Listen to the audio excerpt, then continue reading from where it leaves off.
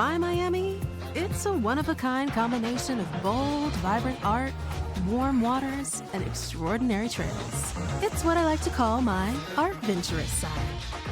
This is My Miami. What's yours?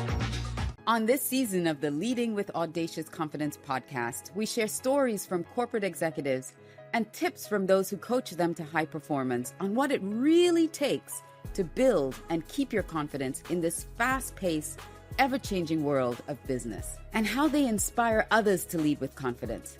Be ready to take lots of notes because there's always some juicy nuggets coming your way. Well, welcome to this episode of Leading with Audacious Confidence. I'm your host, Alicia Khoury, and today it's one of my favorite topics we're going to talk about with this expert that I have for you. But let me tell you a little bit about Benny, and then we'll bring him on and we'll have this amazing discussion all around confidence and speaking. Yay! Communication. Love communication. So Benny Salas, a dynamic and sought-after professional speaker, is also an ICF certified executive coach known for blending storytelling and communication techniques to empower individuals in both their personal and professional growth.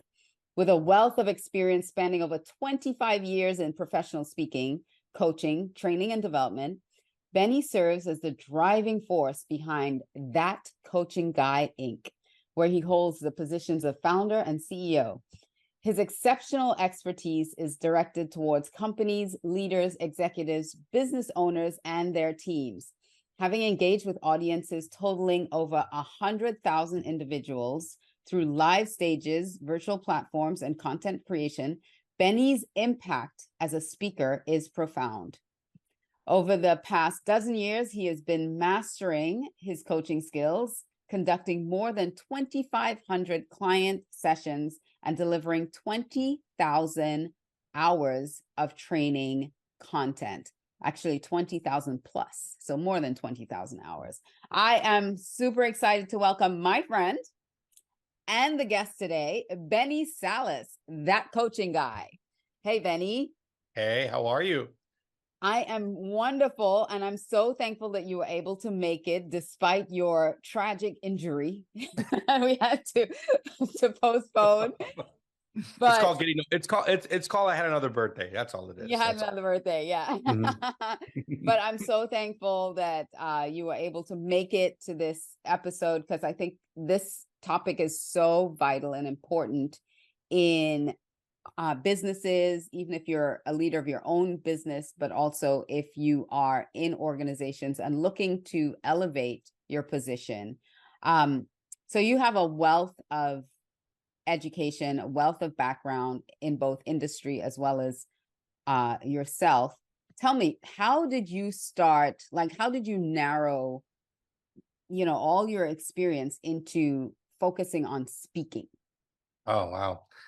So I would say, well, first of all, I'm excited to be a guest here. We have met through several ways. And so when I asked, can I be on your podcast? I've just been seeing you cross my feeds all the time. I'm like, I want to get on that show. So thank you so much for having me. And I appreciate that. And you are a wealth of knowledge too. I've heard you speak, and you're the bomb. So you're the bomb.com. If we still use that, it's still viable. It's still viable. It's still viable. Yeah. I got started in speaking very early. At the age of 19, I was asked to speak to a group of students, and I felt like the moment that I grabbed that mic, I wasn't Benny. I was in my full superpower. My mind exploded. My everything started to come to me. And so I think as I look at every job, I normally say this, and I admitted this to a few people. I said, I used to suck as an employee because I was always thinking outside the box. And I told my wife this recently. She goes, you know what? I think I suck as an employee too, right? So I don't know. That might be a book right there, like how to suck as an employee, but still build your business, right? I realized that for me, it was this connection that I had with the stage, and this connection that I had not just in stage, but with an audience. Mm-hmm. Like, how do you take them through an experience? I would even go back a few years prior that my background was in performing arts. And so very early on, I was in the performing arts. I was a dance Great. major. Yeah, I was a dance major in high school, majored in Spanish dance, flamenco, majored in hip hop, majored in jazz and modern. And there was a form of expression. Yeah. And what I felt for me was that the moment I was on center stage, the moment that it was go time, I knew how to step into it. And Wow. so I think I cultivated that. I always found in whatever work I was doing, where could I step into that same space? Mm-hmm. And so as I look at every opportunity, career, job, uh, project, I said, what was the common theme between all of them? Where can I connect the dots and find my superpower? And it was in speaking and communication. Wow. So while we suck at being employees, 'cause I am in that club too, had to do my own thing. There are people who listen to this podcast that are wonderful, amazing employees, but are looking to really elevate how they show up, because learning to communicate and speaking really builds your confidence, right? 100%. So if you're someone, let's say, so I'm asking you this question, I'm someone, or I used to be, so it's a real question. I used to be someone who was very, very intimidated by standing up and speaking in front of anybody. And this is as a grown adult, right? Standing up and speaking in front of anyone intimidated me. So how do you help your clients or help people who are looking for leadership roles break free of that real fear Yeah. of stepping up? And we're not talking about on a stage. We're not even getting to the stage yet, but just stepping up in front of a room of their peers, maybe 3 or 5 people, and actually being in the spotlight and speaking to them. Yeah. Yeah, I think so. I think most people who say they have a fear of speaking in the public or public speaking or communicating, I think I don't know if they've really identified what the fear is about it. Mm-hmm. So I like to say people don't fear public speaking, they fear the public speaking. Our biggest fear isn't what we say, it's what people will say about us. Correct. And so the idea and the concept around this whole fear is really rooted in what we think other people perceive about us. Are they going to accept us, reject us? Will I be blackballed? Will I be blacklisted? Will I be put in a different category if I truly express what I feel and what I know? And And am so I I think, saying it wrong? Like, am I am saying I it going to be wrong? ridiculed? Am I going to Exactly. say something that people going to think I know what I'm talking about, or am I going to come off? Am I going to be an imposter? Are people going Yeah, to, an idiot. call me out? There's all of these factors. So here's the challenge. The challenge is that we have something to say, but we feel that it's stifled by what we think other people are going to say. Mm-hmm. And so how do when you work through it? so when we get to that, right, when we can address that issue alone, what ends up happening is we can have a better sense of, okay, here's what it is and here's what it isn't. Mhm. But most of us don't get there because what we do is we do 3 things. We believe the lie, Mhm. we put the label, and we accept the limiting belief. It's called a lie, label, and a limiting belief. Mm. When all 3 of those are in motion, we're stuck Yeah. because you believe the lie. And again, this goes so much deeper than being in front of an audience. This has really been about how you've been with yourself. Oh, wow. That is so deep. And yeah, because Just if you think don't even have self-trust. right. If you keep lying to you about you, what do you think other people think about you? Mm-hmm.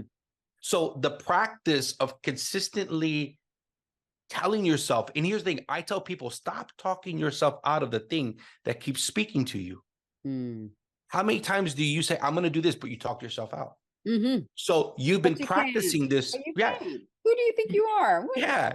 You've been practicing this all along. So the moment that you have an opportunity, guess what? You're already you're self-defeated. Yeah. You've already, your mindset isn't there. Mm. And so there's so much deep diving and work that we have to do as coaches to help people break free. Like I Yeah, posted because something. knowing that, like someone listening here and they hear that and then they're like, oh, well, okay, fine. So I'm just going to go out and not believe the lie anymore. And I can step on stage and do this. No, no, doesn't work like that. I'm like, you first need to step up as a leader before you can step up on stage. Yes. Right? Yeah. Like let's talk about the issues that you do know about and that you won't mention. Right. And I think that's the misconception. The misconception is that when I feel confident, I'll do it. And the question is, you need to do it now so that you can build your confidence. Mm-hmm. You need to do it afraid, and you need to do it with some, some obviously some knowledge and wisdom and clarity. But I think that most people, whether you are in business, you're a business leader, you're an employee, I think there's all of these moving parts that are happening simultaneously that limit us, right? Like I was just posting something today that said, the thing that is holding you back is the thing you won't let go of. Mm-hmm. So you won't let go of the fact that people may make fun of you. You may not let go of the fact that, for me, my story was my offender at 6 years old told me that if you tell your parents, they'll be mad at you. Mm-hmm. That's what my offender told me. Yeah. So as an adult, I adopted this ideology and this theory that people won't accept me. People won't approve of me. They'll laugh at me. And it wasn't until I dealt with that through therapy and through all these different measures that I was able to really find who Benny was as a communicator, Mm-hmm. right? And so when we don't address those things, those are the things we bring into the workplace. Those are the things we bring to our clients. Those are the things we bring into our own dreams and our own vision, that we never break free of that fear. And those, yeah, you're absolutely right. It's barriers to your own communication because, and again, we're not even on the stage yet. We're just talking about how you communicate in a room of your peers, and you have this fear of getting up to speak in front of them that's rooted in so many other areas that you're totally you're totally blinded to. And much like you, like I said earlier, that was a big thing for me. I could communicate when I was a child very freely to anybody who would kind of listen. And over the course of certain events, I shut down my own voice, shut down myself. And a lot of that was being in my own trauma, my own fear of what other people will think of me because of being bullied and teased and ridiculed by my accent, by the way I spoke and the way I looked and all of that. And so I shut myself down so that I would not be in that position of being judged and ridiculed again. I think most people do, Alicia. I really do. I really think a lot of people shut themselves down and are silently frustrated. I think there's a lot of people, rather, again, silent the workforce. Yeah, you're rather in the workforce or you're starting your own business, whatever. They're silently frustrated by wanting more from themselves than what they're putting out there, right? Like and again, like we talked about that. When you are speaking, you are building confidence. You're building credibility, visibility, and accessibility when you are communicating. So if you can't do that and you can't be known and be heard, which is all of our human desires, to be known and heard and respected, to be accepted, belonging. To be belong. And so think about what you're doing by holding yourself back. And we could see this manifested in employee relationships, how we talk to people who are higher ups. How do we talk to people in business? How do we talk to people in general? We just have to really take an assessment of what was actually going on and find this kind of support and help that we need to help build that confidence. Yeah, absolutely. And one of the other areas is stop focusing on so much on what you think they're going to think about you, and instead focus more on the benefit of you actually delivering the message that you have to the people that need to hear it. Like if I learned this several years ago, the detriment of the detriment. Someone taught me this, that if there's someone that really needed to hear your message or hear what you have to say and they don't hear it, what is the detriment of them not hearing it? Yep. And then what is the detriment to that detriment? And you can go down that line. And a lot of times it's, if you have a really deep burning message that you need to share, it can be quite detrimental to the person that needs to hear it in that moment. And you're the only person that can actually deliver it to them in a way that they can hear it. And that exercise really was powerful when I first heard it. So that's interesting.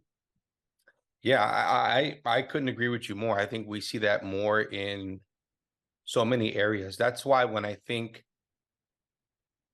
why did I fall in love with this area? I saw so much of my own breakthrough happen when I was able to speak more, when I was able to communicate, when I was able to express how I felt. And it just wasn't, like you said, on a stage per se, or even in an audience. It was, what am I telling myself?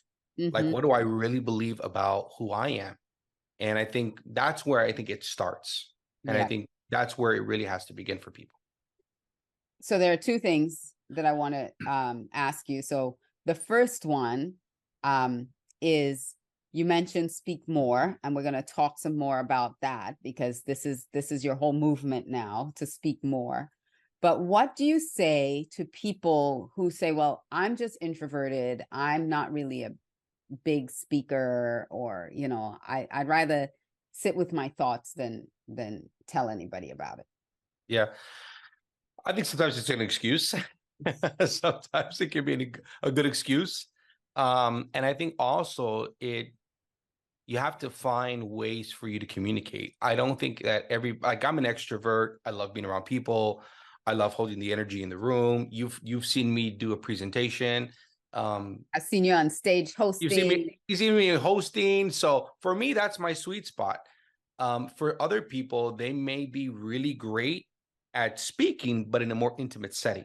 So I don't think it's about what's right or wrong. I think about what works for you. Yeah. So because there are introverts that speak on stage. So like you said, it's just an excuse. It's a reason now for you to believe the lie that you can't. Right. And I think also, where do we grow if we can't be challenged to grow in areas that maybe we've not explored yet? Right. Like, so like in business, you're constantly being challenged to grow with a trending market. You have to adjust and you have to learn and grow. And so I think for people who use that, well, I can't do that because I'm an introvert. Well, that's an excuse. You don't want to do it because you're an introvert. So it's a fixed mindset belief. You're believing that is not able to change. Right. I can't learn anything else from this. Exactly. We know about neuroplasticity. You're able to change. You just need to step out with audacious confidence. There you go. Boldness. That's it. I'm saying you need audacious confidence that Alicia has, that many of us have. But yeah, I do believe that. I do believe that people need to find where they want to communicate, because I think if you peel back the layers, you'll find that there's more that somebody could say. There's more that they could communicate. There is something deeper and more profound that someone may want to share. The question is, are they doing it? And some people say, well, I don't want to share that. You know, again, everybody is different. There's not one size fits all for this kind of, but I think based upon what somebody's goals and objectives are, if they can look at the 30,000 foot and then say, I'm only operating at like the 5 to 10,000, how do I get to 20? I think that's where you can grow and help coach or mentor somebody to get there. Yeah, absolutely. So we mentioned speak more. And it's really an opportunity for people to, again, we're not talking about speaking on stage. We're talking about just speaking your story, speaking your what's valuable to someone else listening, and doing that more often, correct? Absolutely. Yeah, speak more for me. it was a very kind of a spiritual experience. So I'll tell you how it originated. Those two words coming together. Coming together. Yeah. So I was sitting in the Little Haiti Cultural Center in Miami, and they had an event. And at this event, there was all these like artists and musicians and talented type folk. It was called Creative Collective.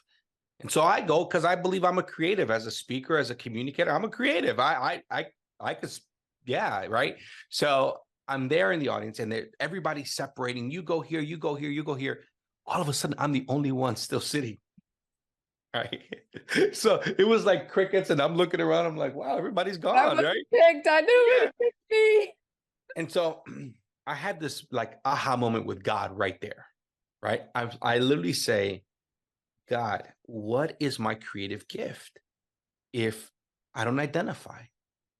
And this is how I heard it. I heard, how did I create? And I said, you spoke. It was like the words coming back to me, speak more then.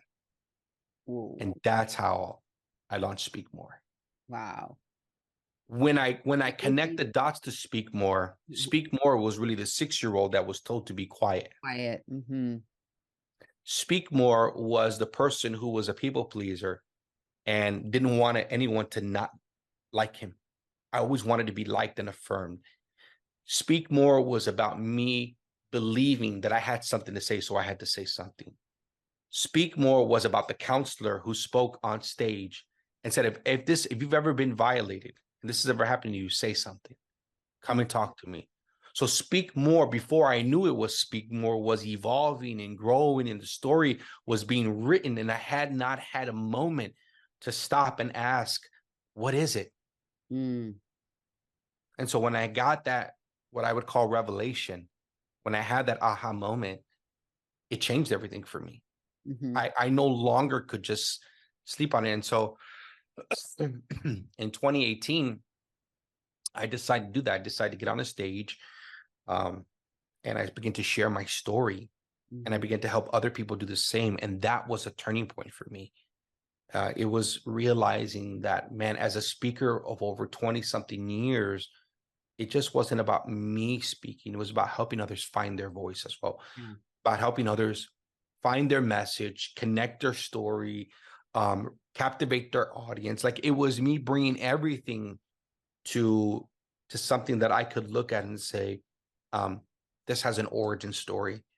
And so now Speak More we've done challenges and workshops. We've created a Speak More Academy. I've written the book, 3 Core Essentials to Speaking with Confidence. We're about to launch a 2-day intensive and then a mastermind with this. Like, it's almost like I got sucked into Speak More. Like, I didn't think about it. I didn't know it was going to happen that way. Yep. Right?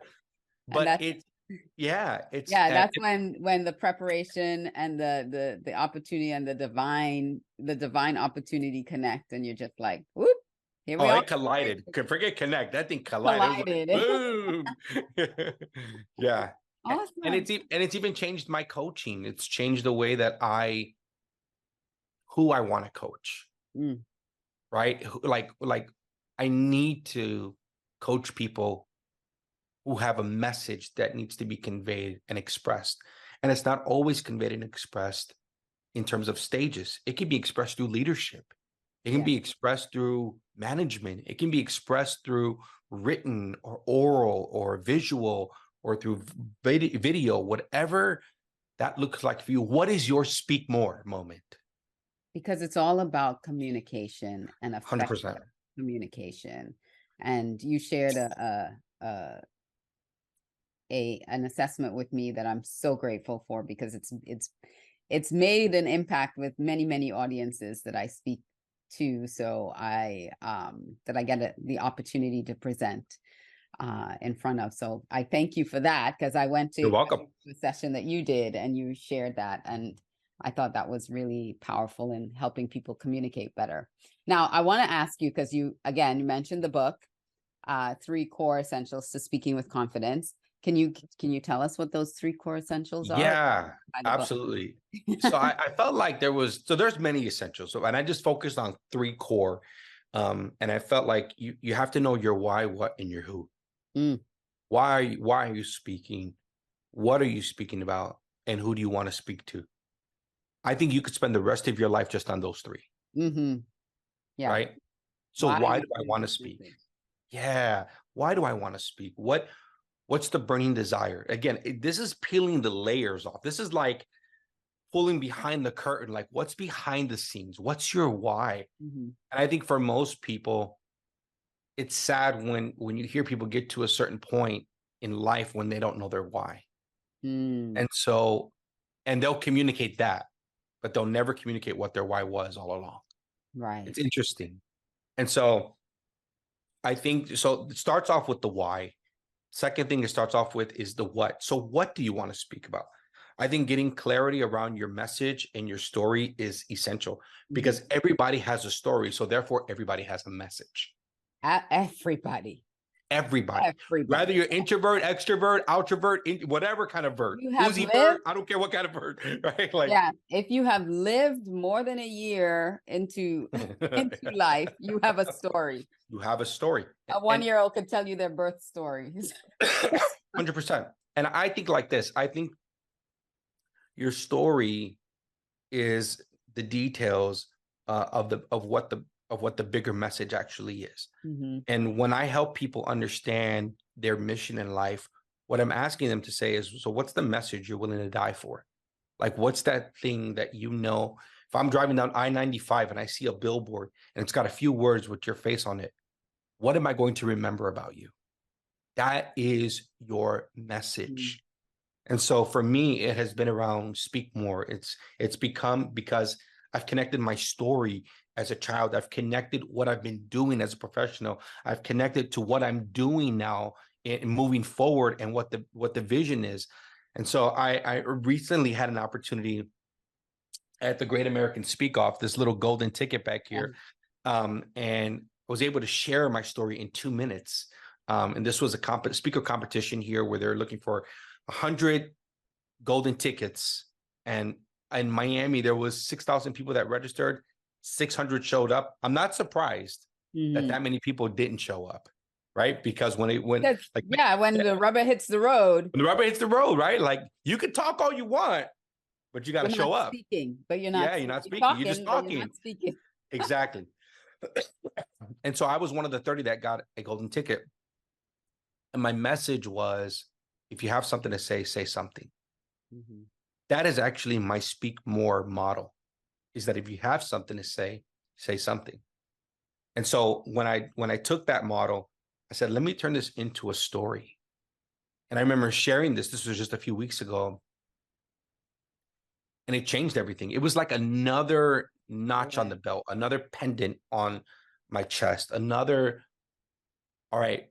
Another layer. Yeah, it was so powerful. Like, I walked away so impacted by, here's the thing, I wasn't impressed by me, I was impacted by me, because I was, you know what I mean? Like, it's different. Amazing when that happens. Sometimes I do these web shows and my webcast where it's just me and I'm speaking more. I'm not interviewing a guest, but I'm sharing my message of confidence with people. And I say something, it's like you're channeling, and you say something 100%. And it's like, oh, that's profound. That didn't come from me. Like, I didn't think of that. That came through me. And it's like, and that's the beauty, that when we speak and we're in flow and we're in that zone, what's in you is going to come out. And then you hear it.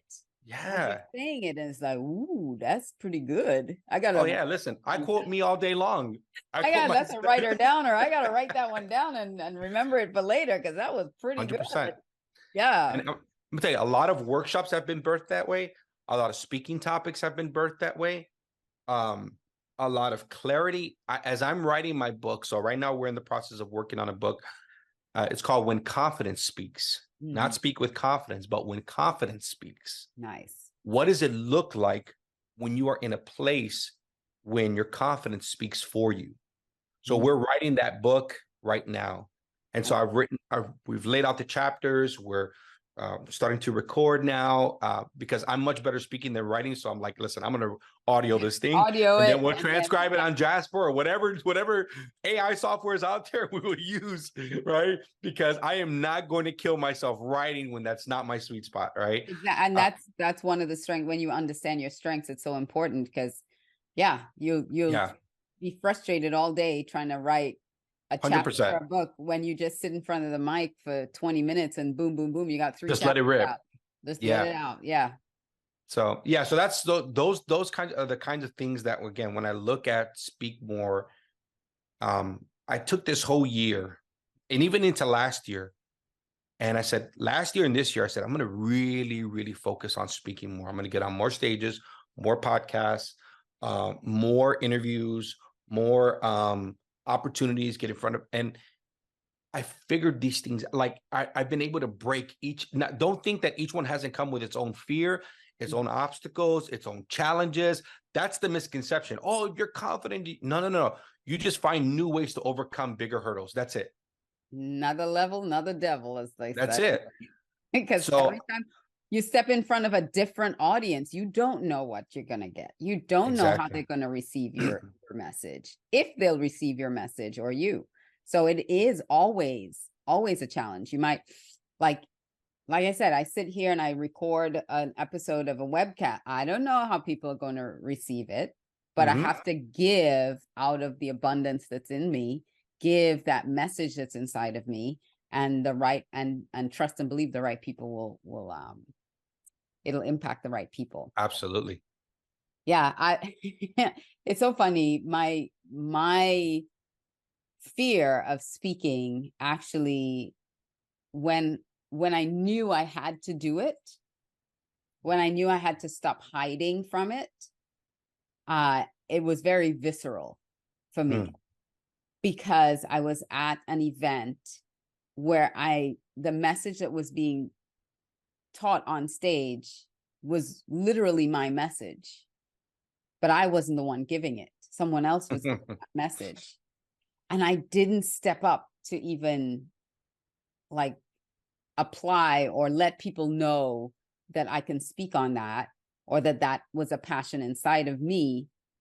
And I remember, I was out in the lobby. I was doing some other things. This was at my church, and I was doing some other things. And I was out in the lobby preparing some stuff, and I was hearing the message. And I literally climbed under a table. This is how visceral it was to me. I couldn't escape. Like, my physical body couldn't stand there anymore and listen. I climbed under a table. I had the tablecloth draped over it, and I hid myself under the table because I'm envisioning it right now. Like you're like, and I heard people walking by. Where's Alicia? Where's Alicia? And I was under the table, and I was just like, I can't believe it. And that was the moment for me that I knew I had to break free of my own fear and step out and step into something bigger than myself. And that's the difference with speaking. It has to be bigger than you, 100%. Where you forget your own fear. Yeah. And it's so interesting. There's a quote that I wrote down years ago. I said, your passion will frustrate you until it focuses you. And it will frustrate you. It will frustrate you when other people are telling the story that should have came out of your mouth. Yeah. And that's what happened. Yeah. It will frustrate. Listen, you will not like people because you really want to be like that. You want their confidence, and they make you mad because that should be you. Like, that's literally, and again, people need to be consciously aware of that. Yeah. Like it and I think for years I sat back watching, and I almost felt comfortable helping people tell their story while I was frustrated that I couldn't tell mine. Oh yeah. Right. And that's really the truth. Either you tell your story, or you'll be watching and helping somebody tell theirs. Yeah. And you have to figure out how you want to impact the world, how you want to leave this earth. Like, I love what Erwin McManus said. He says, when I leave this earth, I want to leave empty, not because I had nothing to give, but because I gave everything I had. And that's how I see myself as a speaker and as a communicator. Whether I'm doing a workshop, a training, a keynote, a 5-minute, a 10-minute, a 30-minute, a 1 hour, I'm going to give you all that I have in that moment, because I don't know if it's the last one. I really don't know. Really don't. Yeah. Yeah. I love it. And it's so vital for people to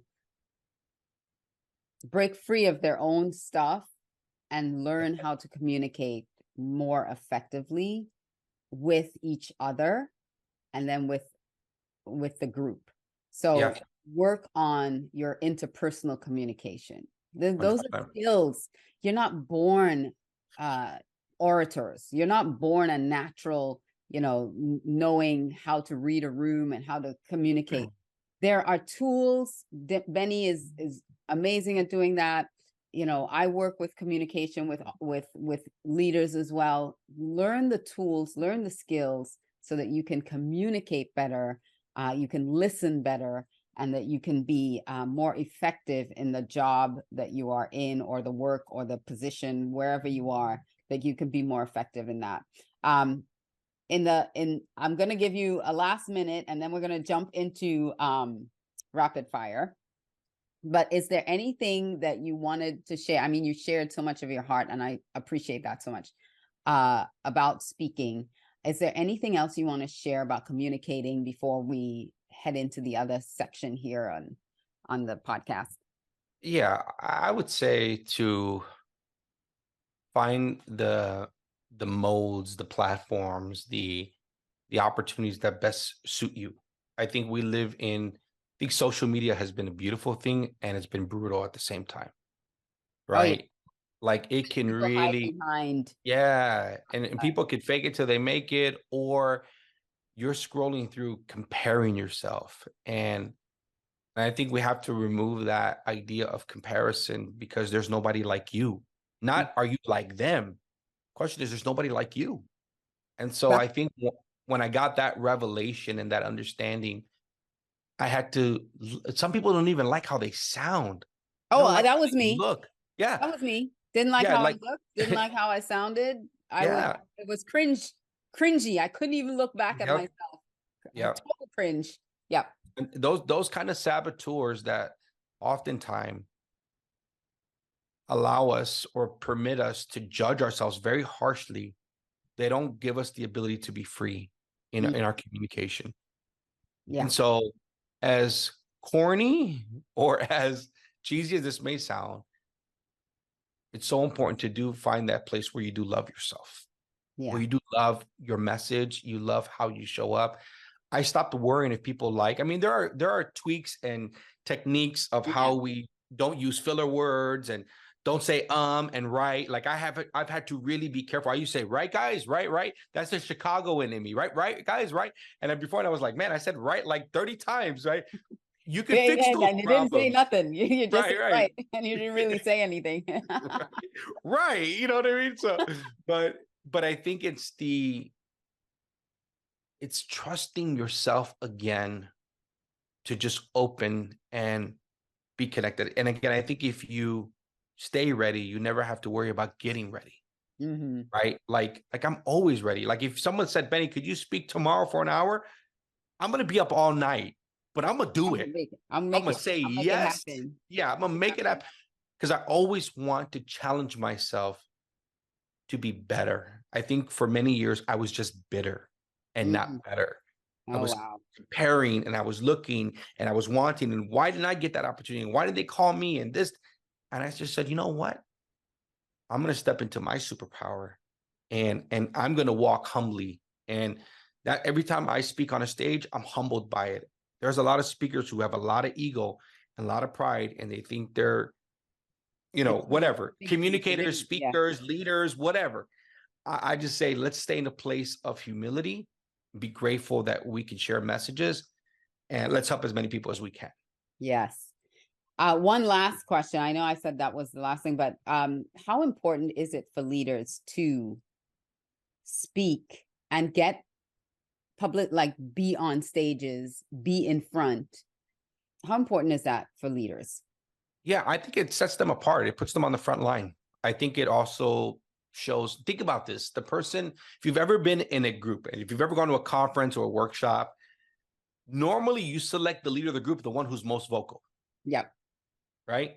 Yeah, because Because afterwards they usually say, you present what we you were do it, all yeah, talking about. You do it. right. And so what that does for people is that other people trust that person. Mhm. So when somebody feels, and again, let's just put this on threads, that communicating builds trust and authenticity with people when they feel safe with what you're saying. Mhm. Because a lot of people don't speak up because they don't feel safe to. Mm. Not their environment, it's not their energy. They don't know that person. I'm not going to be vulnerable and transparent. There's all of these like things that sometimes just block us from being present in the moment. And so I think when a person is able to communicate as a leader, it builds trust, it builds credibility, it builds authority, right? Like think about the person who's willing to step up. This is Mhm. why we need more women stepping up. This is why us men need to take a back seat and allow other women to step up, right? We need to show, right, that we can share spaces. This is why we have to make sure that we're communicating, because authority, is powerful and it's Yeah. beautiful. When it's done And it's right. done it right. It's Exactly. Yeah. beautiful. Yeah. Beautiful. Wow. All right. Are you ready for rapid I didn't fire? even know I had that answer in me. I'm gonna tell you something. There you go. I might need to record this again. Yeah, I'll send you the clip. It's It's beautiful. All right, rapid fire. So I got some questions here for you. So first of all, what's the biggest leadership mistake you personally made or was the victim of? I think the biggest leadership mistake I made was that I spoke more than I listened. Mm. I think one of the most powerful tools we have as communicators is our ability to listen. It's not talking. Yeah. That's crazy because we're talking about speaking and communication, Well, but listening is a communication big is a part. two-way street, and 100%. you can't communicate effectively if you're not listening or you're not allowing Right. someone else to really hear and absorb what you're saying. Yeah, exactly what you're saying. Like I would have spent more time listening for the problem instead of talking about solutions that I really didn't have enough information on as a leader. Mm, yeah. Right. Yeah. And I would go back and course correct that, because I think there were a lot of missed opportunities that I felt I missed out because I wanted to rush the process, or I wanted to be seen. Like I was always talented and gifted in certain areas, but it wasn't my time yet. And I didn't know how to handle that. Yeah. Right. The 30-year-old Benny is different than the 46-year-old Benny now. You know what I mean? Like half that stuff, I would be like, come on, bro. Like, come on, relax. You know what I mean? Like, take it easy, But I think now I would just trust the process. Of course, ask myself the tough questions and allow other people to ask me the tough questions. Yeah. I receive feedback way different now than before. Before this was what, and I'll move on. We'll move on to the next one after I share this. But I remember my client telling me, she goes, man, you're really good at listening. I was like, you think so? Like, I thought I was horrible at it.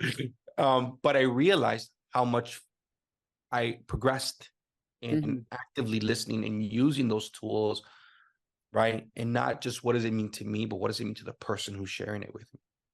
And I Yeah. think that's changed my life in general, to not always think in terms of me, but us, right?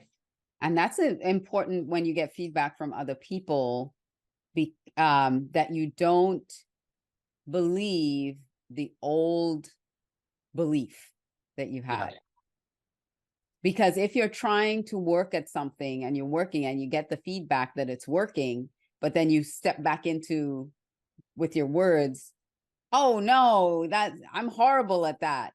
You're not honoring the work that you put into to actually get better at it. And 100%. you're believing the old belief instead of the new person that you're striving to become. So if you were a castaway on a deserted island, Sir Benny, and you can only bring 3 things or hope that these 3 things washed ashore, what would these 3 things be? And one cannot be a cell phone. I'd bring the Bible. I definitely bring the Bible, because I got to feed my faith, because I'm sure on that island, It's gonna You get don't need real it. lonely, right? Don't need So it. what I'd bring the Bible. I've always my faith. I was a pastor for many years, and so I did full-time ministry, Bible college trained. And so I think my faith has evolved and it's grown and it's matured Mhm. beyond just church, but Mhm. into a worldview that I see God differently, and I see people differently. The next thing I would do is I would can't bring a cell phone. I No. probably Well, let's would. say it not you bringing with you, but because you cast away, so it like fell, it was airdropped or it was washed up on shore. I would bring seeds of vegetables so I can So plant you hope something, that so I can some eat something. vegetable seeds were in some of those Vegetable packages that seeds were and washed up. probably exactly. And I don't know, maybe a knife or something. I think Something to cut. but you gotta cut, kill, whatever, you know. Yeah, that's what I would A say. knife, and you can make fire. Um, Exactly. so who's someone who inspires you every day? Hmm. Someone that inspires me every day. Mhm. I think it's my wife and my kids.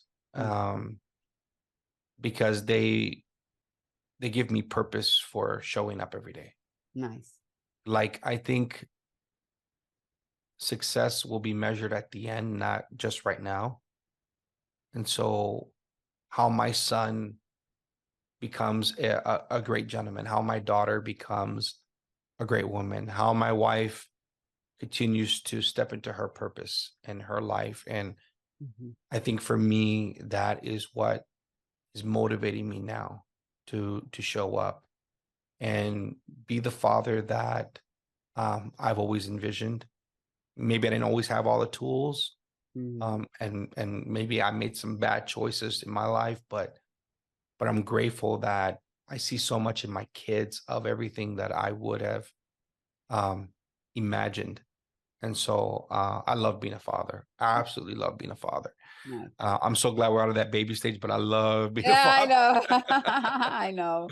Yeah. So I So, think for me, that's what inspires me. And I think just the world in general, mhm. just the world, like nobody specifically, but the world out there, because I think we always look for that big person when we don't realize there's a big person inside that small person. We Yeah, just got to pull it out, right?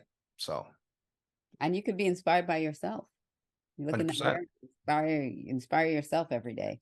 Oh, I love me. I Yeah, really do. me too. I love me too. I love me some Benny. So, Yeah. if you could choose one person, real or fictional, past or present, to break bread with, sit down for a few hours, who would that be? I would, I think, honestly, I think of somebody who would be intriguing. Um, I mean, it would be one or two people. It have to be like Jesus or Martin Luther King.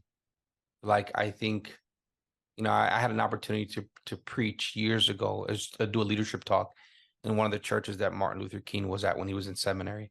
And Mhm. I remember walking through the hallways and seeing pictures of him and just being so in awe of what this man was thinking and how God used him, and the fight that he was in. And that took so much courage. I mean, it just the mindset, the heart, the will, the Of humility. of the Yeah, people. the people. Yeah. So I think for me, those are, and of course,